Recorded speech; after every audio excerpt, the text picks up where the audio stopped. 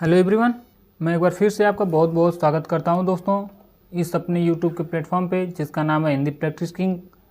तो आज जो है हम लोग भारतेंदु युग के आखिरी वीडियो को देख रहे हैं। इसके बाद हम लोग सीधे द्विवेदी काल में पहुंच जाएंगे। तो प्रश्न है, भारतेंदु की कौन सी रचना पयार छंद में लिखी गई है? बताइए। बंदर सभा, या फिर वर्षा विनोद, या फिर प्रेम सरोवर, या फिर प्रातः समीरण।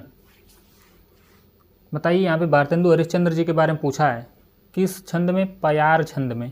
कौन सी रचना लिखी गई है? इसका सही जवाब हो जाएगा ऑप्शन डी। कौन लिखी है? प्रातः समीरण लिखी है। किसमें? पयार छंद में। बाकी बंदर सभा तो आप लोग जानते हैं पैरोडी शैली में लिखे हैं। किस शैली में इन्होंने लिखे हैं? पैरोडी शैली में। वर्षा विनोद इन्होंने किस शैली में लिखे हैं? यह लावणी छंद में लिखे हैं। किसमें? लावणी छंद में। याद रखिएगा, बहुत मोस्ट इम्पॉर्टेंट है। अगला प्रश्न है, जो मैंने अपने आप से कई बेर परिश्रम किया कि खड़ी बोली में कुछ कविता बनाऊं, पर वह मेरे चित्त के अनुसार नहीं है। यह कथन किसका है? अयोध्या उपाध्याय सिंह हरिओध का है, या फिर भारतेंदु हरिश्चंद्र जी का है, या फिर अयोध्या प्रसाद खत्री जी का है, या फिर जगन्नाथ दास रत्नाकर का है। इसका सही जवाब हो जाएगा भारतेंदु हरिश्चंद्र जी का। क्यों? क्योंकि इन्होंने गद्य में क्या किए हैं? गद्य में खड़ी बोली का प्रयोग किए हैं, खड़ी बोली का। और पद्य में क्या किए हैं? पद्य का मतलब जैसे कविता वगैरह हो गया, इसमें कौन सा प्रयोग किए हैं? इसमें ब्रज भाषा का प्रयोग किए हैं। किस भाषा का? ब्रज भाषा का। और ब्रज भाषा क्या इन्होंने कहे हैं कि मैंने खड़ी बोली को पद्य में कहने की कोशिश की है। किसमें? पद्य में लिखने की, यानी कविता में लिखने की। लेकिन यह तो गलत बात है ना। इन्होंने तो गद्य में लिखे हैं, लेकिन कोशिश कर रहे थे कि पद्य में भी लिखूं, लेकिन नहीं हो पा रही थी। तो इसलिए इनकी गद्य में कौन सी बोली है? खड़ी बोली। और पद्य में कौन सी बोली है? ब्रज भाषा। याद रखिएगा, इसीलिए बोलें कि मेरे चित्त के अनुसार नहीं है। अगला प्रश्न है, निम्नलिखित साहित्यकारों में से सबसे कम आयु किसकी रही है? ऑप्शन ए जयशंकर प्रसाद की, ऑप्शन बी है गजानंद माधव मुक्तिबोध की, या फिर प्रेमचंद की, या फिर भारतेंदु हरिश्चंद्र जी की। बताइए, इनमें सबसे कम वर्ष तक जीवित कौन रहे हैं? इसका सही जवाब हो जाएगा भारतेंदु हरिश्चंद्र। भारतेंदु हरिश्चंद्र का जन्म कब हुआ था? इनका जन्म हुआ था 1850 ईस्वी को, और मृत्यु कब हुई? 1885 ईस्वी में। यानी कि इन्होंने कितने वर्ष तक जीवित रहे? 35 साल तक। मात्र 35 साल की अवस्था में ही क्या मृत्यु को प्राप्त हो गए। प्रेमचंद्र जी का जन्म कब हुआ था? इनका जन्म हुआ था 1880 ईस्वी में, और इनकी मृत्यु कब हुई थी? 1936 में। कब हुई थी? 1936 में। अर्थात यह कितने वर्ष तक जीवित रहे हैं? यह 56 वर्ष तक जीवित रहे। कितने वर्ष तक? 56 वर्ष तक। ऑप्शन बी में कौन है? गजानन माधव मुक्तिबोध। इनका जन्म कब हुआ था? इनका जन्म 1917 ईस्वी में हुआ था। कब हुआ था? 1917 ईस्वी में। और मृत्यु कब हुई थी? 1964 ईस्वी में। कब? 1964 ईस्वी में। यानी कि यह कितने वर्ष तक जीवित रहे? यह 47 वर्ष तक जीवित रहे। जयशंकर प्रसाद का जन्म कब हुआ था? इनका जन्म हुआ था 1889 ईस्वी में, और मृत्यु इनकी कब हुई थी? इनकी मृत्यु 1937 में हुई थी। कब हुई थी? 1937 ईस्वी में। यानी कि यह कितने वर्ष तक जीवित रहे? यह 48 वर्ष तक जीवित रहे। तो सबसे कम कौन 35 वर्ष तक जीवित रहे? Bharatendu Harishchandra. Option D is the right answer. याद रखिएगा, अच्छा प्रश्न है। अगला प्रश्न है, आचार्य रामचंद्र शुक्ल की दृष्टि में किस युग के लेखकों की दृष्टि व्याकरण के नियमों पर अच्छी तरह नहीं जमी थी और थोड़ा मात्र ही जमी थी? ऐसा कौन शुक्ल जी कहते हैं? किसके नियमों पर? व्याकरण के नियमों पर। क्या द्विवेदी युग के वे लोग थे, या भारतेंदु युग के वे लोग थे, या फिर छायावाद युग के थे, या फिर प्रगतिवाद युग के लोग थे? किन लोगों की दृष्टि व्याकरण पे नहीं जमी? इसका सही जवाब हो जाएगा भारतेंदु युग के लेखकों की दृष्टि व्याकरण पे सही दृष्टि नहीं जमी। और आप लोग को मैं एक बार फिर बता दे रहा हूँ, भारतेंदु हरिश्चंद्र, बद्री नारायण चौधरी प्रेमगन, प्रताप नारायण मिश्र, ठाकुर जगमोहन सिंह, लाला श्रीनिवास दास, ये लोग क्या हैं? भारतेंदु युग के मंडल के सदस्य हैं या लेखक हैं, कह सकते हैं। अगला प्रश्न है, भारतेंदु की खड़ी बोली में रचित कविताओं का संग्रह किस नाम से प्रसिद्ध है? बताइए। फूलों का गुच्छा, या प्रेम तरंग, या प्रेम सरोवर, या प्रेम माधुरी। मैं जस्ट पिछले वीडियो में बताया हूँ, फूलों का गुच्छा किस नाम से? फूलों के गुच्छा नाम किस नाम से है? फूलों का गुच्छा। और इसके साथ एक और रचना इनकी है, दशरथ विलाप। कौन सी एक और रचना है खड़ी बोली में? दशरथ विलाप है। दशरथ विलाप, फूलों का गुच्छा और दशरथ विलाप दोनों हैं। अगला प्रश्न है, कौन सा लेखक भारतेंदु मंडल का नहीं है, बताइए। ऑप्शन है प्रताप नारायण मिश्र नहीं है, या बालकृष्ण भट्ट जी नहीं है, या फिर श्रीधर पाठक नहीं है, या फिर प्रेमगंज जी नहीं है। तो यहाँ पे देखते हैं, प्रताप जी बिल्कुल हैं, बालकृष्ण जी बिल्कुल हैं, बद्री नारायण चौधरी प्रेमगंज जी बिल्कुल हैं। कौन नहीं है, तो ऑप्शन डी श्रीधर पाठक नहीं है। कौन नहीं है, श्रीधर पाठक नहीं है। ऑप्शन डी नहीं है। अगला प्रश्न है, हिंदी साहित्य के इतिहासकार 1850 से 1900 तक, आप लोग समझ गए होंगे कि काल को किस नाम से अभिहित किया जाता है, द्विवेदी युग से, या भारतेंदु युग से, या शुक्ल युग से, या फिर छायावादी युग से। इसका सही जवाब हो जाएगा भारतेंदु युग से। किस युग से, भारतेंदु युग से। Option B is the right answer. Dwivedi युग कब से कब तक है, यह 1900 से 1918 तक है। कब है, 1918 तक है। शुक्ल युग कोई है नहीं। छायावादी युग कब से कब तक है, यह 1918 से 1936 तक है। 1936 तक है, याद रखिएगा। अगला प्रश्न है, भारतेंदु ने जिस प्रकार हिंदी गद्य की भाषा को परिष्कृत किया, उसी प्रकार काव्य की ब्रज भाषा का भी परिष्करण किया, ऐसा कहने वाले कौन हैं? शुक्ल जी हैं, या राम कुमार वर्मा जी हैं, या फिर शिवदान सिंह चौहान जी हैं, या फिर रामविलास शर्मा जी हैं। इन्होंने क्या किए, हिंदी गद्य में किसका प्रयोग किए? भारतेंदु हरिश्चंद्र जी ने। इन्होंने खड़ी बोली का किए। कौन सी बोली का? खड़ी बोली का प्रयोग किए गद्य में। और पद्य में क्या किए, आप लोग जानते हैं, ब्रज भाषा का।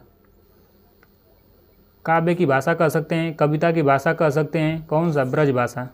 या फिर इसी को आप लोग पद्य भी कह सकते हैं। एक गद्य हो गया, एक पद्य हो गया। गद्य में किसके किए? खड़ी बोली का। और पद्य में किसके किए? ब्रज भाषा का। याद रखिएगा।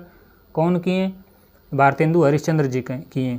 दोनों का परिष्करण किए। ऐसा किसने कहा? ऐसा आचार्य रामचंद्र शुक्ल ने कहा। Option A is the right answer.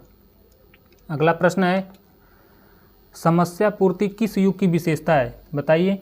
Option A है भारतेंदु युग की, या ऑप्शन बी द्विवेदी युग की, या ऑप्शन सी छायावाद युग की, या ऑप्शन डी प्रगतिवादी युग की।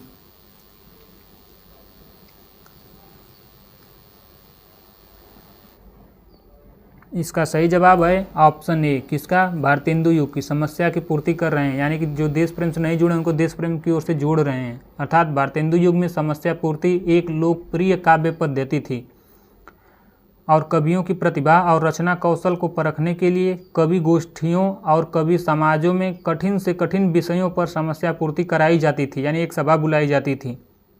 भारतेंदु द्वारा काशी में स्थापित कविता वर्धिनी सभा, जो बाबा सुमेर सिंह द्वारा निजामाबाद आजमगढ़, या निजामाबाद को क्या कहा जाता है, आजमगढ़ में स्थापित थी। और कवि समाज आदि ऐसे मंच थे जहाँ पे नियमित रूप से समस्या पूर्ति कराई जाती थी। इसका सही जवाब ऑप्शन ए हो जाएगा। अगला प्रश्न है, नवजागरण का अग्रदूत हिंदी के किस लेखक को कहा जाता है? आप लोग तो समझे गए होंगे। नवजागरण हो, पुनर्जागरण हो, यह सब क्या एक ही बात है। यदि सुधार काल आ जाए तब फिर द्विवेदी आ जाएगा। तो कौन है? शिव प्रसाद सितारे हिंद जी हैं, या फिर भारतेंदु हरिश्चंद्र जी हैं, या फिर महावीर प्रसाद द्विवेदी जी हैं, या फिर बाबू मैथिली शरण गुप्त जी हैं। इसका सही जवाब हो जाएगा ऑप्शन बी। कौन है? Bharatendu Harishchandra is the right answer. Bharatendu Harishchandra ji को नवजागरण काल का अग्रदूत कहा जाता है, या फिर पुनर्जागरण काल का भी कह सकते हैं, या फिर आधुनिक काल के पितामह भी कह सकते हैं। कौन है? भारतेंदु हरिश्चंद्र हैं। इनकी रचना कौन कौन सी है? भक्ति सर्वस्व है, प्रेम सरोवर है, प्रेम माधुरी है, प्रेम तरंग है, सतसई है, सतसई श्रृंगार है, होली है, वर्षा विनोद है, विजय वल्लरी है, मधु मुकुल है, प्रेम फुलवारी है। यह सब किनकी हैं? सब भारतेंदु हरिश्चंद्र जी के। चलिए यहाँ पे इनको हम लोग देख ही ले रहे हैं कि इनको भारतेंदु हरिश्चंद्र जी को देख ले रहे हैं कि इनकी कौन कौन सी रचना। चलिए आगे मैं अगला लास्ट प्रश्न आएगा, उसमें मैं बहुत डीपली एक नया पेज लेकर पूरी इनकी रचनाओं को बता दूंगा। लगभग 20-25 रचनाएँ हैं, सब बता दूंगा। तो यहाँ पे मैं बस ओरली बता दिया, अगले प्रश्न में बताऊँगा। अगला प्रश्न है, भारतेंदु युग का कौन कवि पुष्टि मार्ग में दीक्षित था, यानी कि वल्लभ संप्रदाय में दीक्षित था? पुष्टि मार्ग में जानते हैं, वल्लभाचार्य जी पुष्टि मार्ग के प्रवर्तक हैं, या फिर दीक्षित करते हैं। पुष्टि मार्ग को और क्या कहा जाता है? वल्लभ संप्रदाय से संबंधित, वल्लभ संप्रदाय से संबंधित कहते हैं। कौन है इसमें? बालकृष्ण भट्ट जी हैं, या फिर भारतेंदु हरिश्चंद्र जी हैं, या फिर प्रेमगंज जी हैं, या फिर प्रताप नारायण मिश्र जी हैं। तो इसका सही जवाब हो जाएगा भारतेंदु हरिश्चंद्र क्या हैं? वल्लभ संप्रदाय में दीक्षित हैं, या फिर इनको पुष्टि मार्ग में दीक्षित भी कह सकते हैं। अगला प्रश्न है, बकरी बिलाप किसकी काव्यकृति है? बताइए। बकरी बिलाप भारतेंदु हरिश्चंद्र जी की है, या फिर प्रेमगंज जी की है, या फिर बालकृष्ण भट्ट जी की है, या फिर इनमें से कोई नहीं। तो इसका सही जवाब हो जाएगा यह किनकी है? यह भारतेंदु हरिश्चंद्र जी की काव्यकृति यानी कविता है। बकरी बिलाप भारतेंदु हरिश्चंद्र जी की व्यंग्यात्मक काव्यकृति है। इसके अतिरिक्त प्रेम प्रलाप, प्रेमाश्रुवर्णन, प्रेम तरंग, वर्षा विनोद, विनय प्रेम पचासा, तन्मय लीला, दान लीला, यह सब किनकी कृतियाँ हैं? भारतेंदु हरिश्चंद्र जी की। अगला प्रश्न है, रचना काल के अनुसार भारतेंदु हरिश्चंद्र जी की निम्नलिखित रचनाओं का सही क्रम बताइए। इसका सही जवाब हो जाएगा ऑप्शन सी। सबसे पहले इन्होंने भक्त सर्वस्व लिखे, उसके बाद इन्होंने प्रेम तरंग लिखे, उसके बाद सत्सई श्रृंगार लिखे, उसके बाद मधुमुकुल लिखे, यानी option C is the right answer. क्या हो जाएगा? Option C. आइए इनकी सारी रचनाओं को हम लोग यहीं पे देख लेते हैं शुरू से, यानी पहले कौन लिखे उसके बाद कौन लिखे, पूरे हम लोग एक नया पेज लेकर उनकी पूरी रचनाओं को देख लेते हैं। किनकी? भारतेंदु हरिश्चंद्र जी को हम लोग देख लेते हैं। किनको? भारतेंदु हरिश्चंद्र जी को हम लोग देख लेते हैं। चलिए इनको हम लोग आज पोस्टमार्टम कर दे रहे हैं, इसको बार बार देखिए, याद रखिएगा। 20-25 इनकी रचनाएं हैं, सबको हम लोग देख लेते हैं। पहला है प्रेम मालिका लिखे थे। कौन लिखे थे? प्रेम मालिका नाम से लिखे थे, प्रेम मालिका। और इनकी दूसरी रचना कौन थी? इनकी अगली रचना थी कार्तिक स्नान। कौन थी? कार्तिक में स्नान किया जाए, यानी कार्तिक स्नान थी। इसके बाद कौन सी इनकी रचना थी? एक रचना है बैसाख महात्म्य। कौन है? बैसाख के महीने में महात्म्य, यानी कि लोग पूजा करते हैं, ऐसे भी आप लोग याद रख सकते हैं। बैसाख महात्म्य है। इनकी अगली रचना कौन है? अगली रचना है प्रेम सरोवर। कौन सी रचना है? प्रेम सरोवर है, याद रखिएगा। इनकी और अगली रचना कौन है? अगली रचना है प्रेमाश्रु वर्षण है। कौन सा है? प्रेमाश्रु वर्षण, प्रेमाश्रु वर्षण है। और इनकी अगली रचना कौन है? अगली रचना जैन कैतूहल है। कौन सा है? जैन कैतूहल। और कौन सी इनकी एक रचना है? एक रचना इनकी होली है। कौन सी रचना है? होली। इनकी अगली रचना कौन है? राग संग्रह है। कौन सी एक रचना है? राग संग्रह। इनकी अगली रचना कौन है? वर्षा विनोद है। कौन है? वर्षा विनोद। और कौन इनकी रचना है? इनकी रचना है विनय प्रेम पचासा, विनय प्रेम पचासा। और कौन इनकी रचना है? एक रचना है फूलों का गुच्छा। इसको तो मैं बताया हूँ, फूलों का गुच्छा। खड़ी बोली में यह रचना रचित है। प्रेम फुलवारी भी इनकी एक रचना है। कौन सी रचना है? प्रेम फुलवारी। और कौन इनकी रचना है? एक रचना है कृष्ण चरित। कौन सी रचना है? कृष्ण चरित नाम से भी इन्होंने एक रचना रचे हैं। और इनकी एक रचना है देवी छद्म लीला। कौन है? देवी छद्म लीला। और कौन इनकी रचना है? एक है प्रातः स्मरण, या फिर तन्मय लीला भी कह सकते हैं। एक है इनका तन्मय लीला, तन्मय लीला, या फिर इसी को आप लोग प्रातः समीरण भी कह सकते हैं। एक रचना है प्रातः समीरण। और कौन सी एक रचना है इनकी? दान लीला। कौन सी एक रचना है? दान लीला। और कौन सी इनकी रचना है? रानी छद्म लीला, रानी छद्म लीला। और कौन सी इनकी रचना है? संस्कृत लावनी। कौन सी है? संस्कृत लावनी नाम से भी इन्होंने रचना रचे हैं। और इनकी एक रचना है बसंत होली। कौन सी रचना है? बसंत होली। और इनकी एक रचना है स्फुट की समस्याएं, यानी स्फुट समस्याएं। और कौन सी इनकी रचना? इतनी रचनाएं रचे हैं कि पूछिए मत। एक रचना इनकी उर्दू का स्यापा। ऐसे नहीं इनको आधुनिक काल का पितामह कहा जाता है। उर्दू का स्यापा। और कौन सा इन्होंने लिखे हैं? प्रबोधिनी, प्रबोधिनी नाम से लिखे हैं। और कौन सा लिखे हैं? प्रातः समीरण तो हो ही गया। बकरी बिलाप बहुत फेमस इनकी काव्यकृति है, बकरी बिलाप। और कौन सी इनकी रचना है? शुभागमन, यानी शुभ का आगमन हो, शुभागमन। और कौन सी इनकी रचना है? भारत शिक्षा। कौन सी रचना है? भारत शिक्षा है। और कौन सी इनकी रचना है? एक है निवेदक पंचक। कौन है? निवेदक पंचक है। और कौन इनकी रचना है? एक है हिंदी की उन्नति पर व्याख्यान लिखे हैं। और है अपवर्ग दाष्टक, अपवर्ग दाष्टक। और कौन इनकी रचना है? एक है मनोमुकुल माता, मनोमुकुल माता। और इनकी एक रचना है वेणुगीति, वेणुगीति एक रचना है। और इनकी एक रचना है मूक प्रश्न। कौन सा है? मूक प्रश्न है।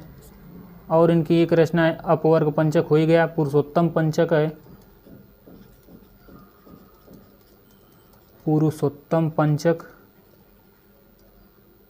और इनकी एक रचना है भारत वीरत्व। कौन सी रचना है? भारत वीरत्व। और एक इनकी रचना है श्री रामलीला। कौन सी है? श्री रामलीला। और इनकी एक रचना है बंदर सभा, बंदर सभा। ये अभी इम्पोर्टेंट है, इसको भी इम्पोर्टेंट लगाइएगा। एक है विजय वल्लरी। कौन सी है? विजय वल्लरी। इनकी एक रचना है विजयिनी विजय बैजयंती। यह दोनों इम्पोर्टेंट है, विजय वल्लरी और विजय बैजयंती। विजयिनी विजय बैजयंती है। और एक है नए जमाने की मुकरी, नए जमाने की मुकरी। और एक इनकी रचना अगली है जातीय संगीत, जातीय संगीत नाम की एक रचना इनकी है। और इनकी एक रचना है रिपु नाटक। कौन सी है? रिपु नाटक। और इनकी एक रचना है स्फुट कविताएं। बस अब एक दो और रह गया है। एक है स्फुट कविताएं। और इनकी एक रचना है प्रिंस ऑफ वेल्स। कौन सा है? Prince of Wales. और इनकी एक रचना है, बस इतना ही है, प्रिंस ऑफ वेल्स, यही इनकी रचना है। याद रखिएगा, देखिए कितनी सारी रचनाएं इन्होंने 170 लिखे हैं, जिसमें 70 तो काव्य संग्रह में लग रहा है, यही सब है। याद रखिएगा, बहुत इंपॉर्टेंट ये सब प्रश्न है, इसको कई बार देखेंगे तब याद होगा। अगला प्रश्न है जन्म काल के आधार पर निम्नलिखित कवियों का सही क्रम क्या है। यहाँ पे जन्म काल के अनुसार पूछा है, तो मैं बताया हूँ कि इनका जन्म कब हुआ है। चलिए यहाँ पे भी हम लोग देख ले रहे हैं, देखने से बार बार याद हो जाएगा। जैसे बद्री नारायण चौधरी प्रेमगन, इनका जन्म है 1855 में। कब है?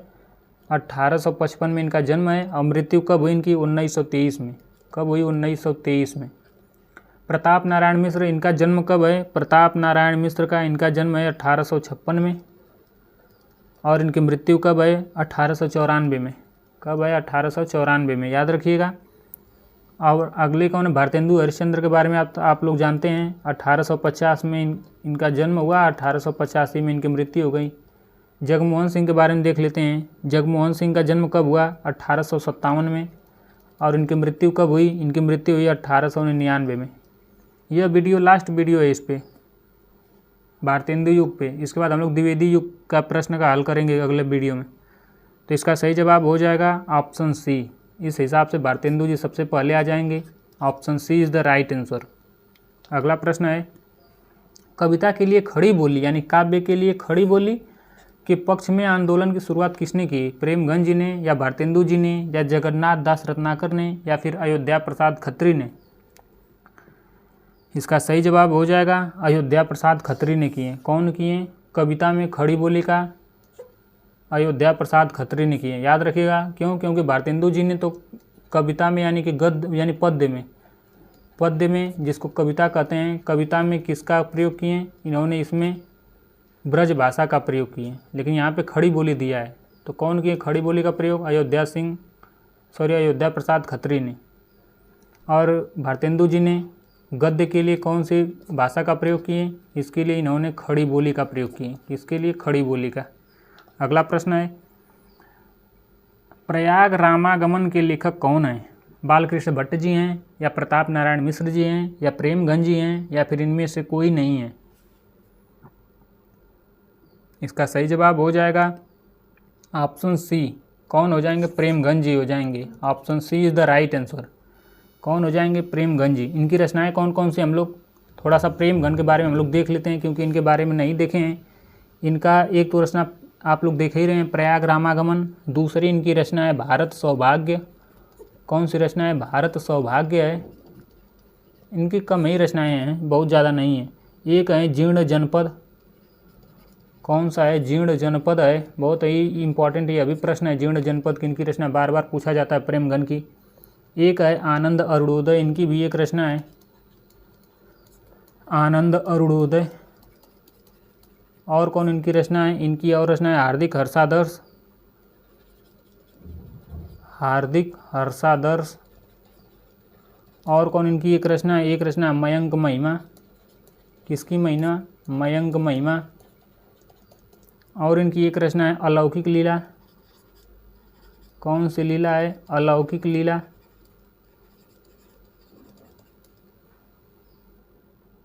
और कौन सी इनकी रचना है? वर्षा बिंदु। वर्षा बिंदु। और कौन सी इनकी रचना है? आर्याभिनंदन। आर्याभिनंदन। और कौन इनकी रचना है? बस इतनी ही रचना है, प्रेमगंज जी की इतनी ही रचना है, याद रखिएगा। और प्रेमगंज जी ने कुछ पत्रिकाओं का भी संपादन किए थे ना, याद आ रहा है। हाँ, कौन सी पत्रिका थी? आनंद कादिम्बिनी थी। कौन थी? आनंद कादिम्बिनी। और ये तो मासिक थी, यानी महीने में चलती थी। और सप्ताह में यानी कि सप्ताह वाली पत्रिका कौन थी? नागरी नीरद थी। दो ठो इनके बारे में अभी लिख लीजिएगा। इनकी मासिक पत्रिका कौन थी, यानी महीने वाली पत्रिका? इनकी मासिक पत्रिका थी आनंद कादिम्बिनी। कौन थी? आनंद कादिम्बिनी थी। और साप्ताहिक जो हफ्ते में चलती थी वह कौन थी? उसका नाम था नागरी नीरद। नागरी नीरद। पूछ देता है कि इनकी कौन पत्रिकाएं हैं, तो याद रखिएगा। अगला प्रश्न है, बगियान बसंत बसेरो किए, बसिए ते त्यागी तपाइन ना, दिन काम कुतूहल के जो बने, तीन बीच वियोग बुलाइए ना। उपयुक्त काव्य पंक्तियों के रचनाकार कौन हैं? प्रताप नारायण मिश्र जी हैं, या फिर प्रेमगंज जी हैं, या फिर ठाकुर जगमोहन सिंह जी हैं, या फिर भारतेंदु हरिश्चंद्र जी हैं? तो प्रेम में लोग क्या करते हैं? हंसी मजाक करते हैं। कुतूहल ऐसे भी आप लोग याद रख सकते हैं। या फिर प्रेम कब होता है? बसंत ऋतु में ज़्यादा होता है, ऐसे भी याद रख सकते हैं, बहुत अच्छा मौसम होता है। अगला प्रश्न है, साहित्य में नवजागरण का सूर्योदय करने वाले साहित्यकार कौन है? बताइए, नवजागरण काल के पितामह कौन है? या फिर पुनर्जागरण के, या फिर आधुनिक काल के कौन हैं? लल्लू लाल जी हैं, या फिर भारतेंदु हरिश्चंद्र जी हैं, या फिर बालकृष्ण भट्ट जी हैं, या फिर राजा शिव प्रसाद सितारे हिंद जी हैं? तो आप लोग जानते हैं कौन है? हरिश्चंद्र जी। कौन है? Bharatendu Harishchandra is the right answer. और इन्होंने क्या किए थे? कवि वचन सुधा और हरिश्चंद्र मैगजीन और बाला बुधनी, तीन पत्रिकाओं को प्रकाशन कौन किए थे? भारतेंदु हरिश्चंद्र जी। याद रख सकते हैं इनकी पत्रिका कौन कौन सी है। बहुत मोस्ट इंपॉर्टेंट ये प्रश्न है, इसलिए इसको स्टार लगा लीजिएगा। प्रेमगंज को जो जस्ट मैं पीछे बताया उनको स्टार लगा लीजिएगा, उनकी पत्रिका को। तो इनकी पत्रिका कौन कौन सी है? एक तो कवि वचन सुधा है। कवि वचन सुधा बहुत ही फेमस ये इनकी पत्रिका है, याद रखिएगा। सबको सुपर मोस्ट लगाइएगा, एकदम मोस्ट इंपॉर्टेंट। अगला इनकी एक और पत्रिका कौन सी है? एक है हरिश्चंद्र मैगजीन। हरिश्चंद्र मैगजीन। एक इनकी लास्ट कौन सी पत्रिका है? एक पत्रिका है बाला बोधिनी। बाला बोधिनी, यह पत्रिका किनकी है? इनकी है। याद रखिएगा, तीनों पत्रिकाएं बहुत मोस्ट इंपॉर्टेंट है, इसको सुपर मोस्ट इंपॉर्टेंट लगाइएगा। Yes important, super most important. चलिए, तो बस आज के लिए इतना ही होगा। कल हम लोग सीधे द्विवेदी युग में पहुँच जाएंगे। तो चलिए आज के लिए बस इतना ही। अपने आर के सर को इजाज़त दे दीजिए दोस्तों। धन्यवाद।